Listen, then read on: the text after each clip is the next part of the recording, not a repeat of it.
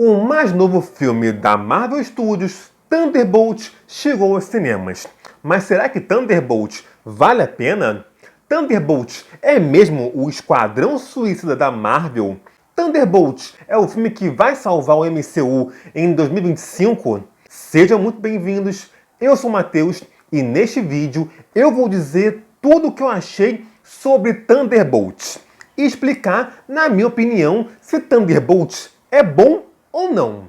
Mas antes, eu já peço que você se inscreva no canal para mais vídeos sobre filmes e séries e já deixe o seu like, porque eu já digo logo que eu gostei do filme, mas nem a pau que é o melhor filme desde o Ultimato.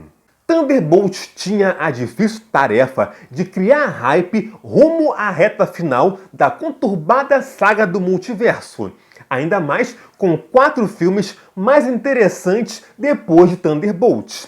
Ficava mais difícil ainda pelo filme reunir alguns personagens secundários do MCU que a maioria não se importa. E ainda tinha o detalhe crucial. Thunderbolt tinha total cara de que seria o Esquadrão Suicida da Marvel. Porém, a sensação logo some na primeira meia hora do filme, quando descobrimos que jamais houve a tentativa de formar um grupo com personagens secundários que ninguém liga que poderiam ser descartados. Tá, nem todos, mas vocês entenderam. A ideia era eliminar as pontas soltas sobre o que a Valentina andava fazendo na moita. O que, por um lado, é uma surpresa, porque para quem ainda estava acompanhando todos os filmes e séries da Marvel, esperava a conclusão do recrutamento da Valentina. Mas, justamente por isso, vem o outro lado da coisa, que é a decepção. Porque parece que a Marvel tinha uma ideia do que fazer, mas acabou mudando os planos porque precisava criar um novo grupo para ter um filme para tapar buraco e aumentar o calendário da Marvel Studios, além de apresentar mais um herói super poderoso para Vingadores Doomsday. Por falar nisso, quanto à ameaça super poderosa, de fato existe uma certa semelhança com o primeiro Esquadrão Suicida. Porém, a coisa muda quando o filme se mantém praticamente fiel ao background do Robert Reynolds, nos quadrinhos. E é através dele que o filme encontra o seu pilar central, a culpa que carregamos pela vida, já que ele tem traumas na vida que o levaram a se voluntariar para o teste do Projeto Sentinela e sentir que podia ter um sentido na vida. Porém, mesmo sendo um tema profundo, nós estamos falando da Marvel. Então, não é um filme que vai necessariamente te fazer pensar, mas Thunderbolt consegue desenvolver bem o tema, mesmo que seja um filme da Marvel e a vontade seja de quebrar o clima com uma piadinha. Mas isso falamos depois. Os dois personagens que o filme foca para desenrolar o plot mais pesado são a Helena e o Bob, cuja conexão é trabalhada desde o primeiro encontro, onde a empatia da Helena serve para que o ciclo entre a dupla seja fechado no clímax do filme. Inclusive, a sua empatia se mostra uma característica principal dela, pelo menos neste filme, já que assim que ela descobre sobre o problema do John Walker com a sua família, ela fica extremamente penosa, a ponto de trocar olhares por uns 20 segundos, processando a informação, mas também dando um conforto a ele. E eu quis destacar esse detalhe para enfatizar que a Florence Pugh é o elo emocional principal do filme, e ela entrega isso com tranquilidade. E o roteiro também faz um bom trabalho em resumir o que já passou com ela no MCU para o público que não viu o filme da Viúva Negra e também em avançar com a sua história sobre o luto pela Natasha, que ainda não passou, e o peso das ações em sua vida. Mas se dessa vez a Marvel acerta em focar nos personagens e deixar de lado a questão de pensar num contexto maior para o futuro do MCU, o mesmo acerto se torna um erro quando o foco na Yelena e no Bob, e até mesmo na questão do Buck político, atrapalha uma profundidade que não acontece com os outros personagens. O John Walker fica no meio termo, mas a Fantasma e o Guardião Vermelho sofrem um bocado por serem relegados a personagens que só estão ali para preencher espaço no grupo. A Fantasma só serve para a dinâmica de troca ácida de palavras com o John Walker, e o Guardião Vermelho serve para alívio cômico e para o refúgio mais pessoal da Yelena. E essa deficiência fica mais clara quando chegamos ao terceiro ato, que é usado mais para expor o passado traumático da Yelena e do Bob e explicar a criação do vácuo.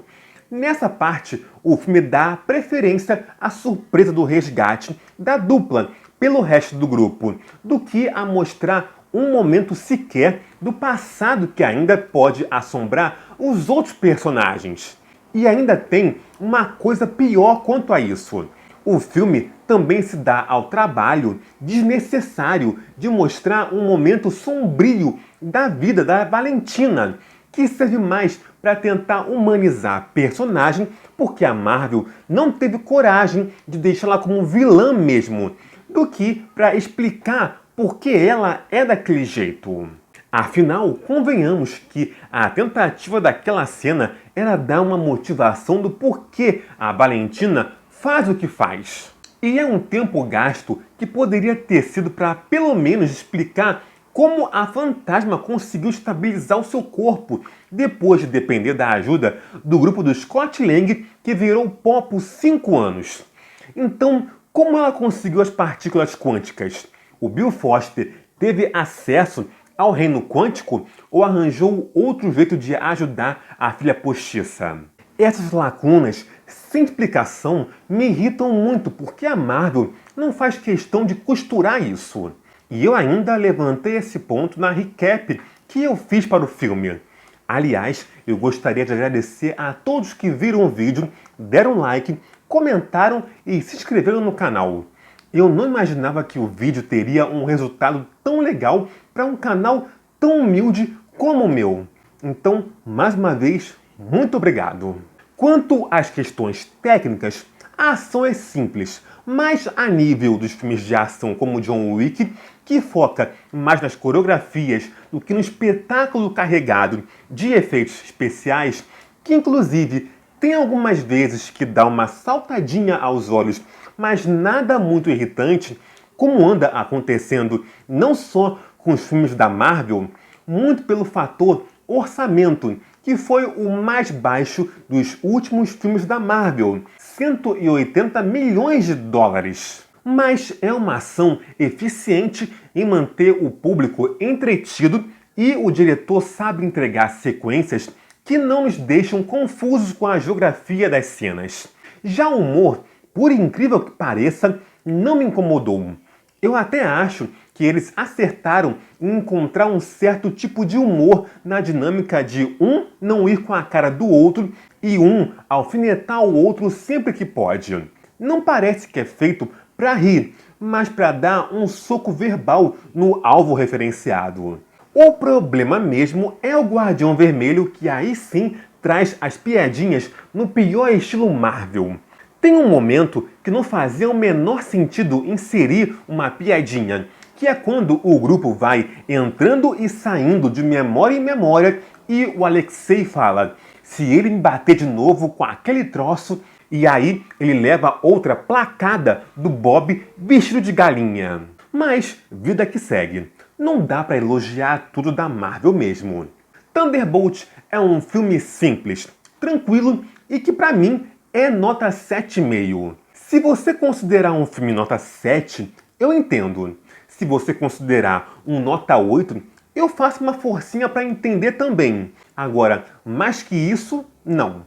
Muito menos falar que é o melhor filme da Marvel desde Vingadores Ultimato. Na frente tem Homem-Aranha 5 Volta Pra Casa, Guardiões da Galáxia 3, até Deadpool e Wolverine, que muitos falam que não tem nada de conteúdo relevante, entra nessa. E se a gente ampliar o escopo e enfiar as séries, WandaVision ainda é muito melhor. O detalhe aqui é que depois de tanta porcaria e coisa sem graça, qualquer coisa que nos ajude a tirar um pouquinho o rosto da lama que a Marvel insiste em nos esfregar, já é um ponto positivo. Mas é isso, pessoal. Esta é a minha opinião sobre Thunderbolts. E agora eu quero saber o que vocês acharam. Deixe nos comentários para a gente continuar conversando sobre o filme. Não esqueçam também do like ou dislike, compartilhem com aquele seu amigo que já viu o filme para o canal chegar a mais gente e se inscrevam com o sininho ativado para mais conteúdos sobre filmes e séries e sobre o que rola na cultura pop. Muito obrigado pela sua audiência e até a próxima!